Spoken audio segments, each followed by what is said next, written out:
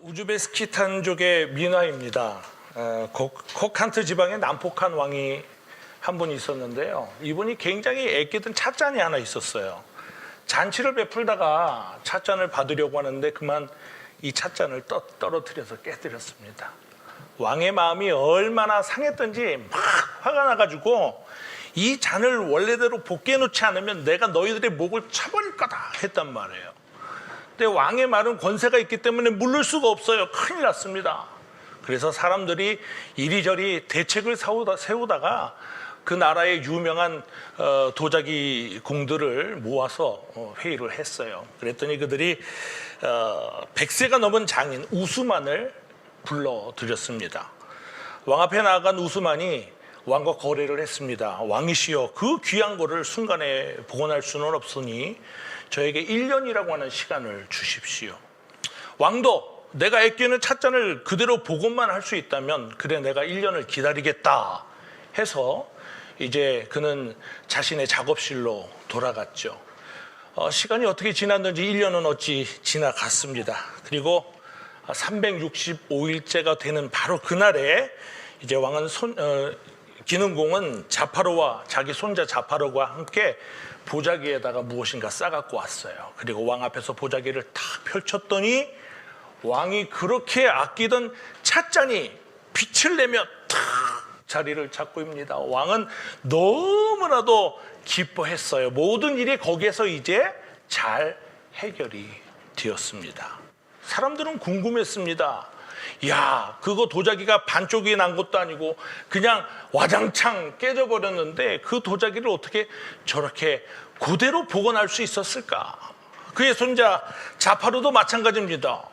우리 할아버지가 어떻게 그 도자기를 복원했을까? 궁금한 마음에 할아버지의 작업실을 살그머니 들어가서 보니까 왕이 깨트린 잔은 거기 그대로 있는 거예요. 우스만은 왕의 찻잔을 새롭게 똑같이 만들어 놓았던 것입니다. 우리가 살다 보면 삶에 어떤 여러 가지 고장난 부분이 생길 수 있습니다. 조각이 날 수 있고 깨진 것처럼 상처받을 수 있습니다. 그 상처받은 마음을 다 추스려서 본래 모습대로 회복할 수 있다면 좋겠지만 쉽지 않아요. 그래서 깨진 마음을 막 어떻게 내가 이걸 복원해 보려고 하는 것보다 차라리 내가 새 마음, 새로운 각오, 새로운 심령으로 변화받는 것이 훨씬 유익할 때가 있다라고 하는 거예요. 본래 새롭게 된다라고 하는 말은 헬라어로 아낙십시스라고 하는데요. 이것은 다시라고 하는 뜻을 가진 아나라고 하는 것과 또 호흡이라고 하는 뜻을 가지고 있는 피시코의 합성어입니다. 다시 호흡하다, 숨통이 확 터졌다, 이렇게 이해할 수가 있을 것 같아요. 답답하고 막혔던 숨이 확 터진 것 같은 시원한 삶을 뜻하는 것입니다. 그래서 영어 성경은 이 새롭게 되다라고 하는 것을 리프레싱으로 번역해 놓았어요. 리프레시 알죠? 새롭게 채워지는 것입니다. 상쾌하고 산뜻한 것들로 가슴에 채워지니까 마음이 후련하고 신선해지는데 리프레시가 아니고 리프레싱이에요. ing가 붙으면 계속되는 거예요. 새로운 마음이 날마다 순간순간에서 계속해서 채워지는 놀라운 축복이 담겨져 있는 단어입니다. 내 영과 몸에 이렇게 신선한 공기, 맑은 정신으로 계속해서 채워질 수 있다면 우리는 항상 기쁨으로 살아갈 수가 있을 거예요. 사도 바울은 고린도후서 5장 17절 말씀에 그런즉 누구든지 그리스도 안에 있으면 새로운 피조물이라. 이전 것은 지나갔으니 보라 새 것이 되었도다. 어떻게 새 것이 됩니까? 내가 그리스도 안에 있을 때 내가 어떻게 내 삶을 고쳐보려고 하면 안 되는데 내가 그리스도 안에 있을 때 우리는 새로운 피조물이 되는 것입니다. 첫째로 우리는 예수의 이름 때문에 새롭게 되는 날을 맞이하게 됩니다. 오늘 본문의 말씀에는 나면서부터 앉은뱅이 된 자, 한 번도 그는 시원한 인생을 살아본 적이 없어요. 태어나면서부터 안진뱅이기 때문에 남들은 다 걸어 다니는데 스스로 할 수 있는 일이 없습니다. 그걸 하는 것조차도 누군가가 데려다 주어야 하고, 일과를 마치고 퇴근할 때도 스스로 갈 수 없어서 누군가가 데려다 주어야 침상에 누울 수 있는 비참한 인생을 살고 있었던 거예요. 그렇게 암울한 삶을 살고 있던 그에게 베드로와 요한이 찾아와서 나사렛 예수의 이름으로 명하였을 때 발목에 힘이 생기고 그가 일어나서 걷고 뛰며 스스로 감당할 수 없는 은혜가 넘쳐서 성전에 뛰어들어가 춤을 추는 놀라운 역사가 일어나게 되었던 것입니다. 오늘 본문의 말씀은 이렇게 나면서부터 안진뱅이 된 자를 예수의 이름으로 일으킨 베드로와 요한이 흥분된 마음을 가지고 설교하고 있는 모습이에요. 그의 흥분된 설교는 매우 사실에 근거한 복음입니다. 그의 설교 초반부에 보니까 예수께서 이 사람을 일으켰고 예수의 이름이 그를 승하게 하셨노라고 외칩니다. 단순히 안진뱅이가 일어났다라고 하는 어떤 흥분보다는 예수님께서 부활 승천하셨지만 그분이 지금 우리 가운데 계셔서 그 이름으로 명하였더니 그분이 일하셨다라고 하는 거예요. 그분이 역사하셨다라고 하는 거예요. 그분이 지금 우리 가운데 임재하고 계시다라고 하는 체험적인 증거입니다. 사람들이 소문을 듣고 많이 모여들었어요. 그때 베드로가 말하죠. 왜 우리를 주목하느냐? 우리가 무슨 어떤 권능이나 우리가 어떤 경건으로 이 일을 행한 줄 아느냐? 아니라고 하는 거예요. 16절 말씀해 보니까 그 이름이 너희가 아는 이 안진뱅이를 일으키게 하였다라고 하는 거예요.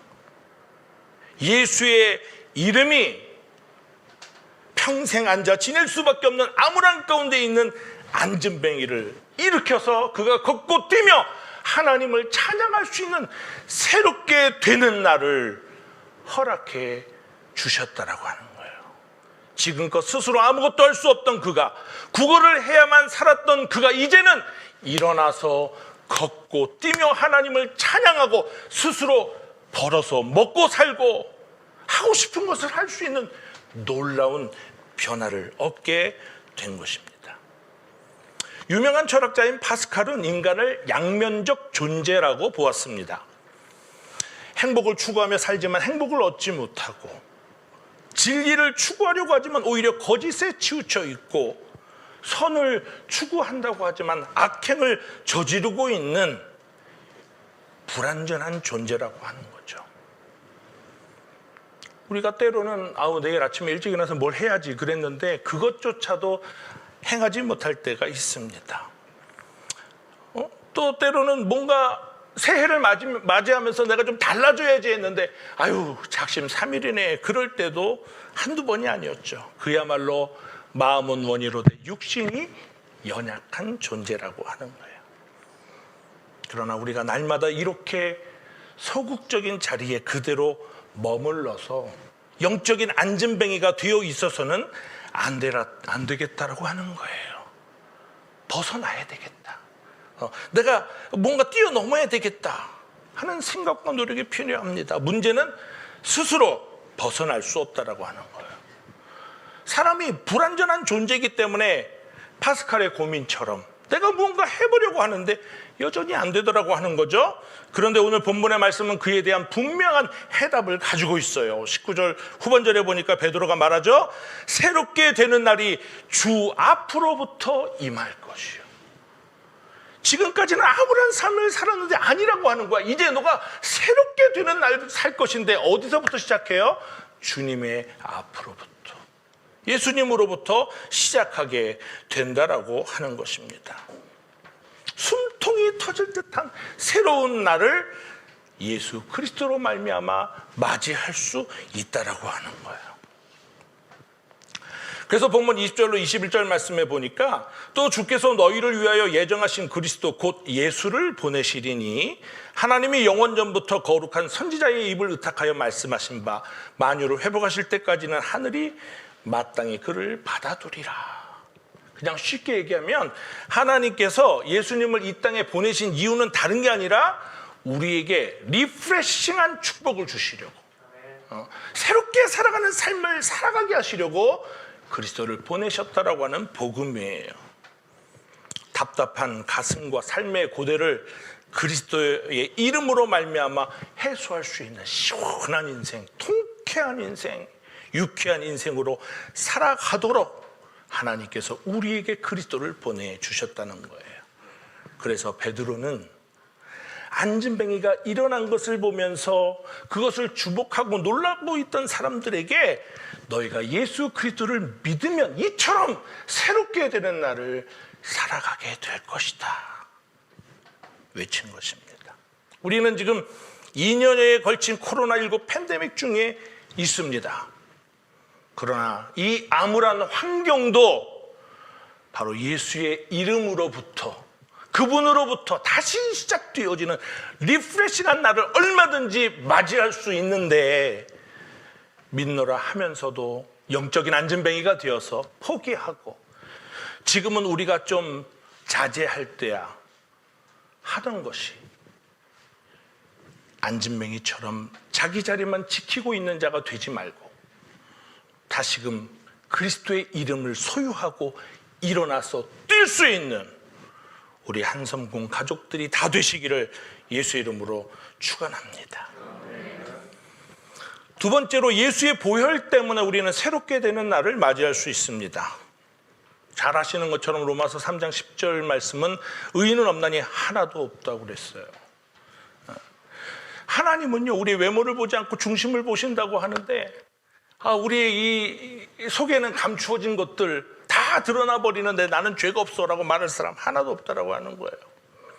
시대가 바뀌고 지식이 많아지고 아무리 놀라운 과학적 산물을 만들어낸다 할지라도 죄의 문제를 극복하지 못하면 인생은 결코 새롭게 되는 날을 살 수 없어요. 죄 때문에. 그런데 하나님은 그 죄의 문제를 해결받을 수 있도록 우리에게 특권을 주신 것입니다. 그리스도의 보혈 공로죠. 이사야서 1장 18절 말씀 잘 아시지만 여호와께서 말씀하시되 오라 우리가 서로 변론하자. 너희 죄가 주홍 같을지라도 눈같이 희어질 것이요 진홍같이 붉을지라도 양털같이 되리라. 또 히브리서 10장 17절 말씀은 또 저희 죄와 저희 불법을 내가 다시 기억지 아니하리라 하셨으니 했습니다.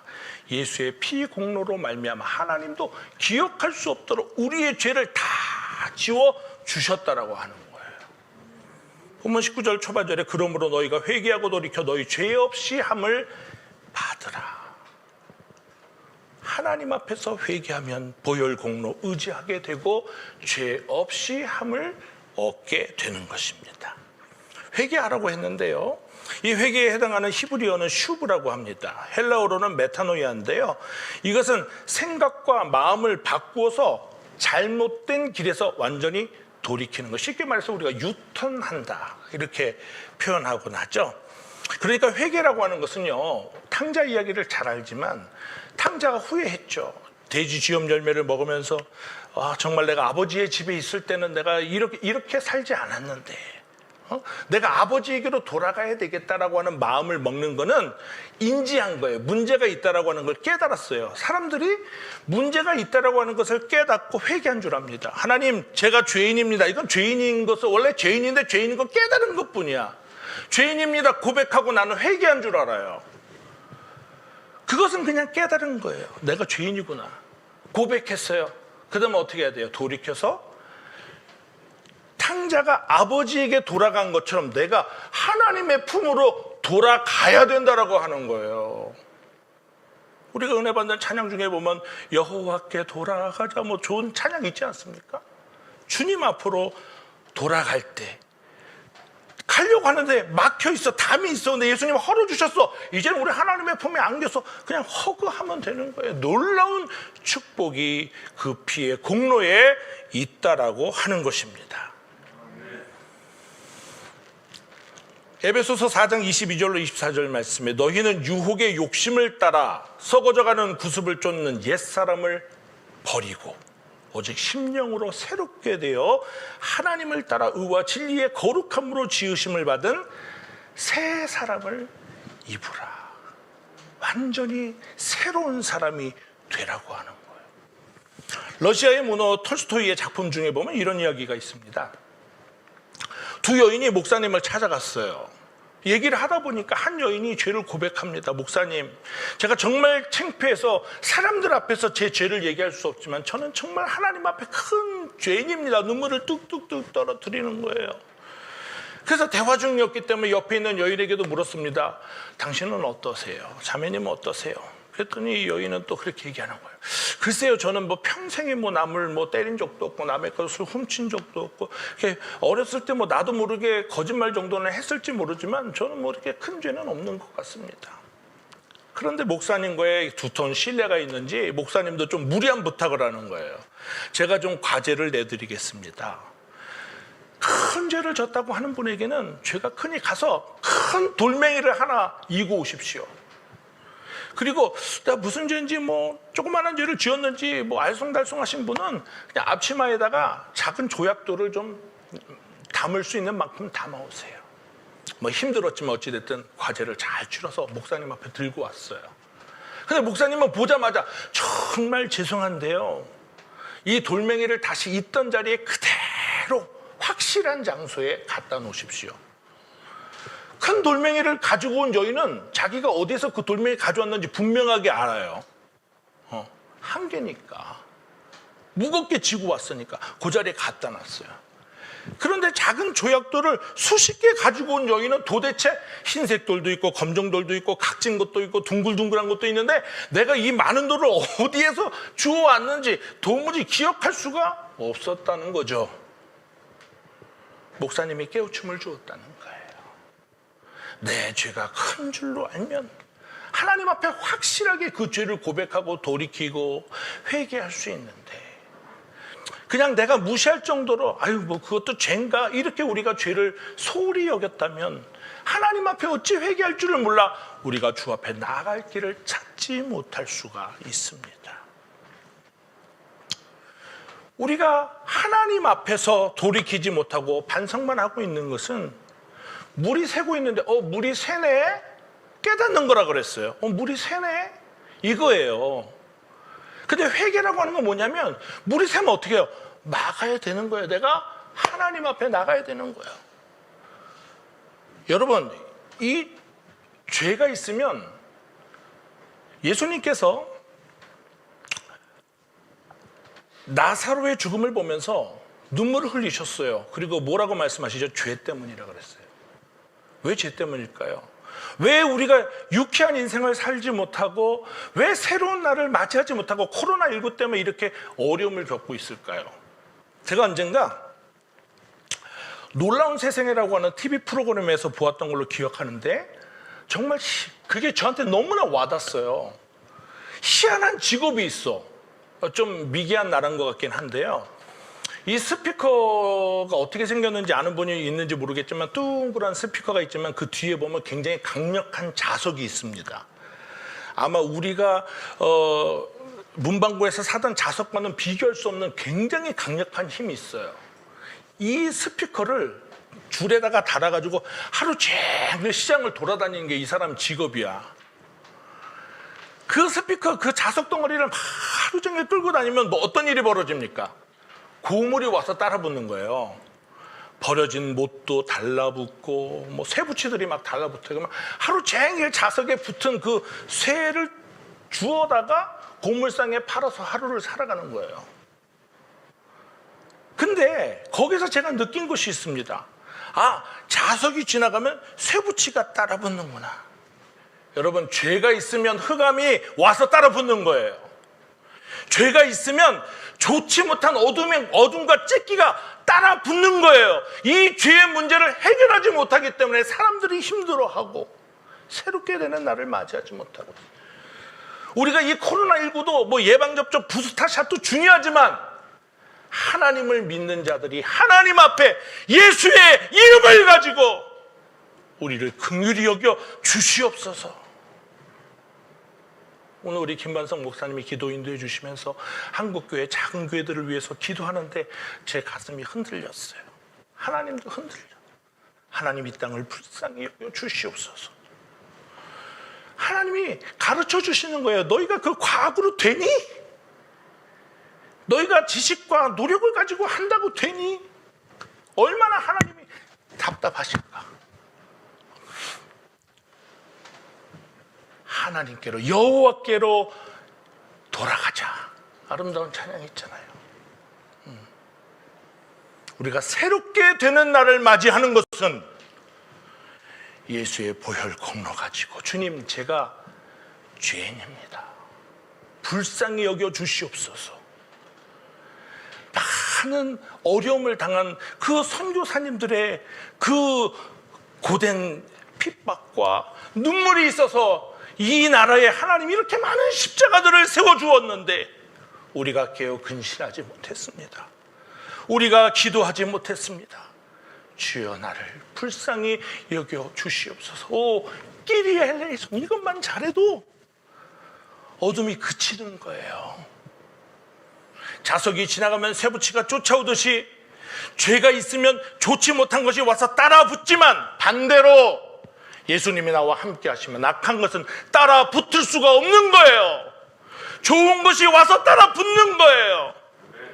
예수님 때문에 우리는 행복해지고, 예수님 때문에 우리는 웃을 수 있고, 예수님 때문에 안진뱅이가 일어나서 뛰며 찬양했던 것처럼 예수님 때문에 오늘도 우리는 웃을 수 있고, 기도할 수 있고, 찬송할 수 있고, 예배할 수 있고, 하나님이 모든 것이 은혜입니다.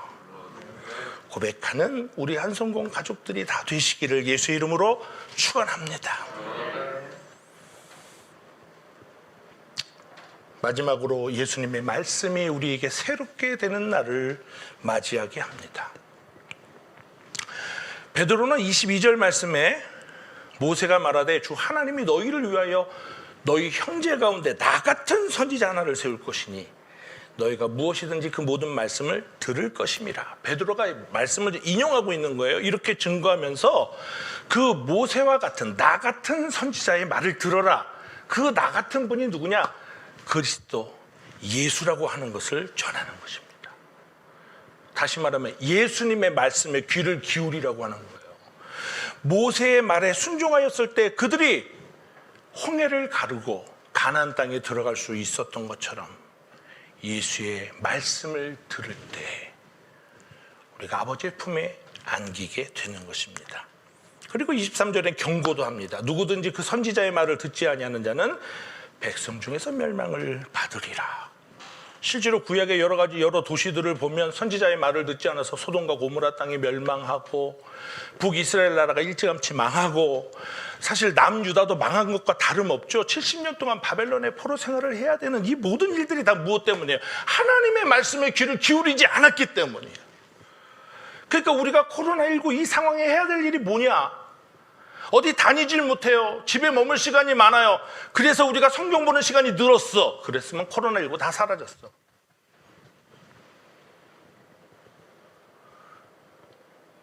교회가 비말 때문에 찬양할 수 없다라고는 어려움을 만났지만 집에 혼자 있으면서 내가 교회에서 찬양 못하니 나 혼자라도 열심히 찬양해야 하면서 찬양하는 분이 우리 주변에 얼마나 있습니까?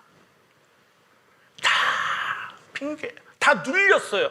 어둠에 그냥 다 가라앉아버렸어. 이러한 때 우리를 다시 일으킬 수 있는 것은 예수의 이름이요 보혈 공로요 그리스도의 가르치심이요 그분의 말씀인 줄로 믿습니다. 뭐 많이 듣는 이야기지만 하나님의 말씀은 정말 내 인생의 내비게이션입니다. 전 진짜 길치예요. 사람들이 진짜 길치인가? 다른 거 제가 좀 잘하는 거 보면 길치라는 거 이해 못하는데 정말 길치입니다. 그런데 내비게이션은 잘 봐, 또 남들보다 유독히. 왜냐하면 내비게이션 못 가면 못 보면 못 찾아가니까. 가끔 보면 우리 사모도 놀래요. 이상한 길에서 진짜 내비게이션 잘 본다 그래요. 내비게이션만 잘 봐도 길을 잘 아는 것보다 훨씬 편리하게 찾아갈 수 있더라고요. 하나님의 말씀이 내 인생을 이렇게 인도해 주는 줄 알면서도 어떻습니까? 내가 뭐 해보려고 하는 거예요. 그러다 헤매는 거예요. 우리 늘 말하잖아요. 하나님의 말씀은 마치 그 망망한 바닷가에서 배에게 길을 가르쳐주는 등대와 같다. 너무 잘 아는데 왜 그 등대가 가르쳐주는 빛을 보지 않고 있는지. 어둠을 밝히는 등불과 같다고 하지만 왜 아직도 내 삶에 어둠이 가득한지. 그리스도의 말씀이 내 삶의 중심이 되어서. 요즘은 그런 장난감 없지만 제가 어렸을 땐 정말 오뚜기가 신기했습니다. 넘어뜨리면 또 일어나고 넘어뜨리면 또 일어나고. 왜 그래요? 제가 어려서부터 호기심이 많았고 뭘 많이 뜯어봐요. 오뚜기도 뜯어봤어요. 그 어린 나이에. 밑에 보니까 납덩어리가 있더라고. 무게중심이 있으니까 넘어뜨려도 또 일어나. 우리의 삶이 하나님의 말씀으로, 예수 그리스도의 가르침으로 무게중심을 잡아서 7번 넘어질지라도 다시 일어서는 의인의 반열에서 주님과 365일 동행하는 하나님의 자녀들이 다 되시기를 예수의 이름으로 축원합니다. 말씀을 떠나서 재앙이 오는 거예요. 말씀을 떠나서 어려움이 온 거예요. 그럼 어떻게 돼? 빨리 깨닫고 여호와께 돌아가자. 말씀이 가르쳐주는 길을 쫓아 하나님 앞에 다가설 때 그 빛 가운데 어둠은 다 사라질 줄로 믿습니다. 말씀드렸지만 이 팬데믹이 2년여 동안이나 지체되고 있습니다. 의학이 발달하고 과학이 발달하고 정책이 발달했어도 이 문제는 여전히 많은 사람들을 공포에 떨게 하고 있어요. 심각한 경제 균형도 마찬가지예요. 잘 사는 나라에서 일주일 버는 것을 못 사는 나라에서 1년 벌어도 못 번다 그래요. 그런데 사람의 마음이 얼마나 이기적인지 어려움을 만나봐야 알아. 잘 사는 나라들이 서로 백신을 사들여서 자기들은 잘 맞았어요. 야, 이제 우리는 해방이다 말이야. 근데 못 사는 나라가 이거 코로나19 주사 못 맞아가지고 변이가 생겨가지고 그 변이가 다시 부스터샷을 맞아도 해결하지 못할 재앙으로 다가오고 있음을 바라보면서 얼마나 우리 인생이 무지한지. 정말 예수님의 가르침처럼 내 이웃을 내 몸과 같이 사랑해서 내가 맞아야 될 주사, 나는 돈이 있으니 또 맞을 수 있어, 너부터 맞아라. 어려운 자들에게 먼저 그것을 베풀 수 있었다면 그치지 않았을까요? 하나님, 우리 이렇게 연약합니다. 부족합니다. 예수님만 함께 하시면. 우리에게 귀한 책자를 하나님은 김 목사님을 통해서 주셨잖아요. 동행 365.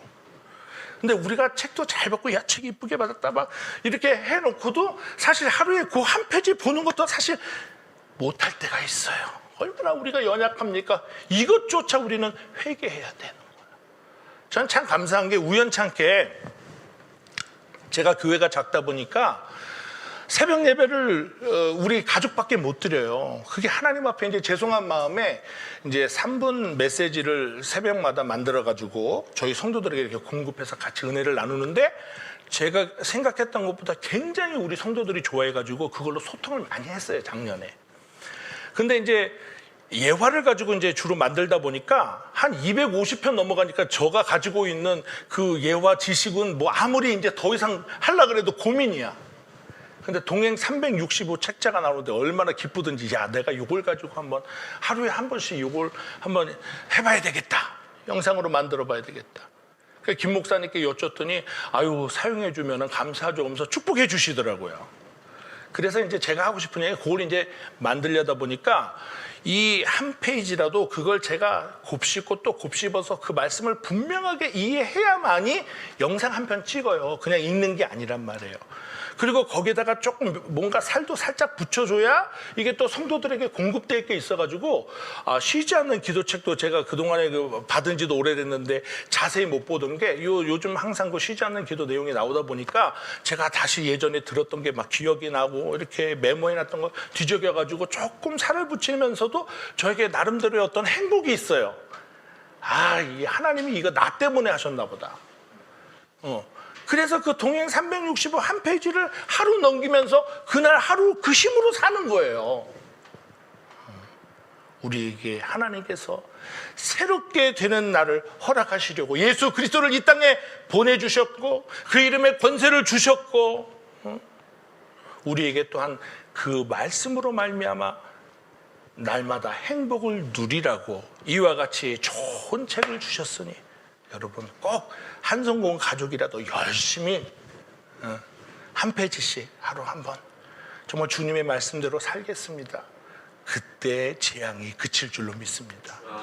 코로나가 떠나가고 소망이 생기고 새 힘을 얻어서 혹 내 환경은 여전히 코로나라 할지라도 내 심령에는 이미 천국을 이루고 살 수 있는 예수님 때문에 행복하고 예수님 때문에 천국을 이루고 사는 우리 모든 한성공 가족들이 다 되시기를 예수의 이름으로 축원합니다. 준비된 영상이 있습니다. 보고 잠깐 함께 기도하는 시간 갖겠습니다. 사도행전 3장 19절은 새롭게 되는 날이 주 앞으로부터 이를 것이라고 전합니다. 새롭게 하다, refreshing은 헬라어로 아납시시스라고 하는데 이는 다시라는 뜻의 전치사 아나와 호흡하다라는 뜻의 푸시코의 합성어로서 다시 호흡하다, 숨통이 터졌다 등의 뜻을 가졌습니다. 답답하고 막혀있던 숨이 터지는 것 같은 시원함을 뜻합니다. 상쾌하고 산뜻한 마음과 가슴이 후련하고 신선한 것들로 채워진다는 말입니다.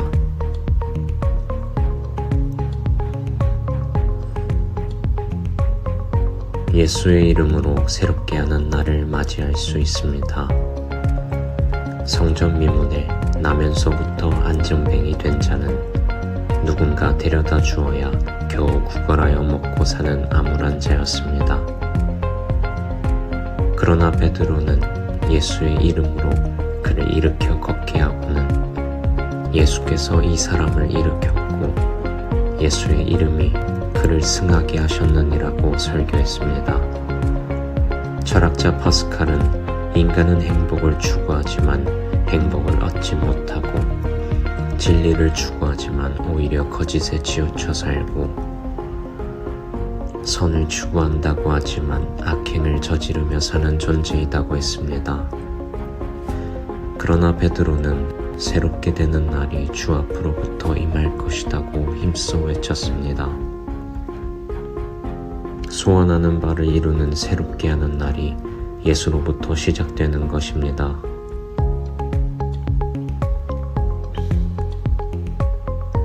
예수의 보혈 공로로 새롭게 하는 날을 맞이할 수 있습니다. 그 어느 누구도 죄로부터 스스로 자유로울 수 없습니다. 실상은 유대인만 예수를 십자가에 못 박은 것이 아니라 오늘날에도 내가 짓는 죄 때문에 대속의 피를 흘립니다. 그러나 하나님은 우리에게 예수의 피로 죄사함 받는 특권을 주셨습니다. 그래서 베드로는 그러므로 너희가 회개하고 돌이켜 너희 죄 없이 함을 받으라 전했습니다. 회개하고 돌이키는 자는 그 피의 공로로 죄에서 자유함을 입는 새롭게 하는 날을 맛볼 수 있습니다.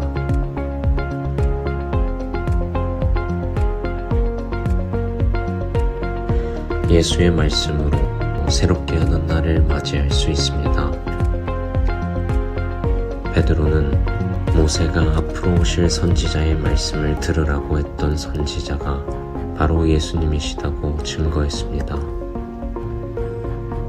모두가 코로나19로 지친 일상을 살고 있지만 예수님의 말씀은 내비게이션과 같아서 내가 가야 할 바른 길을 제시해주며 망망대해의 등대처럼 어둠을 밝혀주고 또한 질병을 깨끗이 낫게 하는 처방전과 같습니다.